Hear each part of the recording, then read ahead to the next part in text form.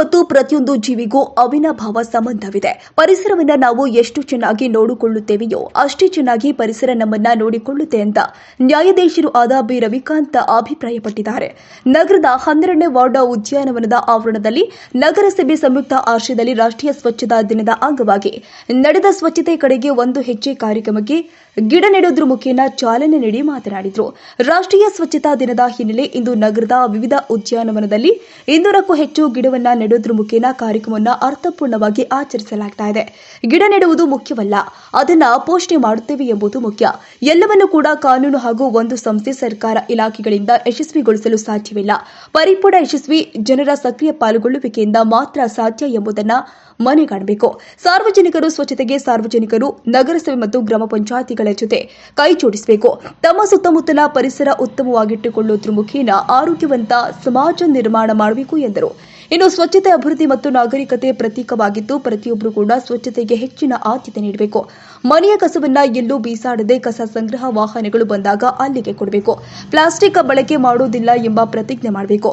ಸ್ವಚ್ಛತೆ ಮಾಡುವುದು ಕೇವಲ ಪೌರಕಾರ್ಮಿಕರ ಮಿತ್ರರ ಕೆಲಸವಲ್ಲ, ಪ್ರತಿಯೊಬ್ಬರ ಕರ್ತವ್ಯ ಅಂತ ಹೇಳಿದ್ರು.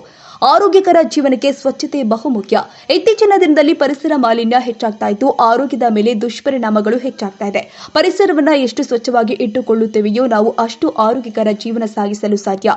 ಸ್ವಚ್ಛತೆಗೆ ಹೆಚ್ಚು ಆದ್ಯತೆ ನೀಡುವುದು ಪ್ರತಿಯೊಬ್ಬರ ಆದ್ಯ ಕರ್ತವ್ಯವಾಗಿದೆ.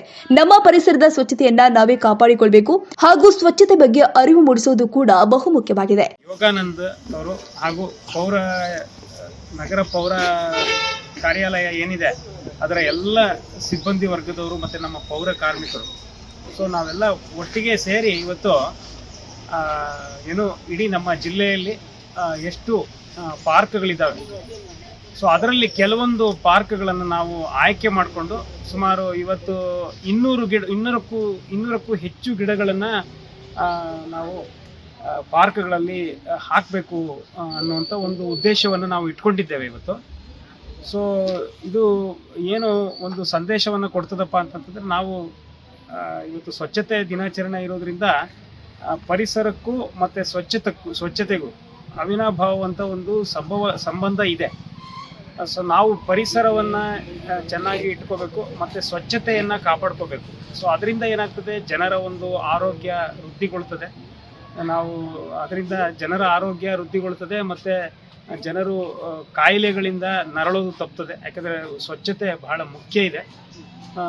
ಸೊ ಹಾಗಾಗಿ ಎಲ್ಲ ಜನರು ಈ ಒಂದು ಸ್ವಚ್ಛತೆಗೆ ಒಂದು ಪ್ರಾಮುಖ್ಯತೆಯನ್ನು ಕೊಡಬೇಕು.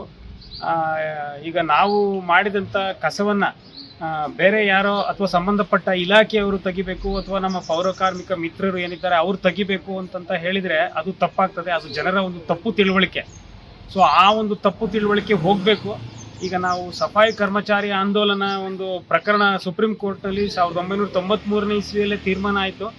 ಸೊ ಆ ಒಂದು ತೀರ್ಮಾನದ ಪ್ರಕಾರ ಯಾರೂ ಮ್ಯಾನ್ಯುವಲಿ ನಾವು ಕೆಲಸ ಮಾಡಿಸೋಗಿಲ್ಲ ಆ್ಯಕ್ಚುಲಿ. ಅಂದರೆ ಈ ಥರ ಮ್ಯಾನ್ ಹೋಲ್ನಲ್ಲಿ ಹಿಡಿಯುವಂಥದ್ದು, ಕಸವನ್ನು ತೆಗೆಯುವಂಥದ್ದು ಅಥವಾ ಗಲೀಜನ್ನು ತೆಗೆಯುವಂಥದ್ದು, ಇದೆಲ್ಲ ಏನಿದೆ ಮ್ಯಾನ್ಯುವಲಿ ಮಾಡೋದಕ್ಕೆ ಈಗ ಅವಕಾಶ ಇಲ್ಲ ಅದಕ್ಕೆ.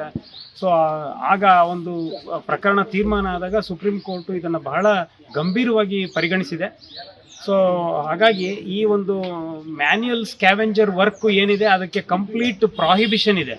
ಹಾಗಾಗಿ ಈಗ ನಮ್ಮ ನಾಗರಿಕರಿಗೆ ಇರುವಂಥ ಜವಾಬ್ದಾರಿ ಏನಪ್ಪ ಅಂತಂದರೆ, ನಮ್ಮ ಕಸದ ನಿರ್ವಹಣೆ ನಮ್ಮದೇ, ನಮ್ಮ ಸ್ವಚ್ಛತೆಯನ್ನು ನಾವೇ ಕಾಪಾಡ್ಕೋಬೇಕು. ಈಗ ನಮ್ಮ ಮನೆ ಮತ್ತು ನಮ್ಮ ಮನೆ ಮುಂದೆ ಇರುವಂಥ ಒಂದು ಪ್ರಾಂಗಣ ಅಥವಾ ಸರೌಂಡಿಂಗ್ಸ್ ಏನಿದೆ ಅದನ್ನು ನಾವೇ ಕ್ಲೀನ್ ಮಾಡ್ಕೋಬೇಕು. ಸೊ ಹಾಗಾಗಿ ಇಡೀ ದೇಶದ ಒಂದು ಸ್ವಚ್ಛತೆಯನ್ನು ನಾವು ಕಾಪಾಡೋದಕ್ಕೆ ಸಾಧ್ಯ ಆಗ್ತದೆ. ಅಂದರೆ ಪ್ರತಿಯೊಬ್ಬರು ಜವಾಬ್ದಾರಿ ತೆಗೆದುಕೋಬೇಕು.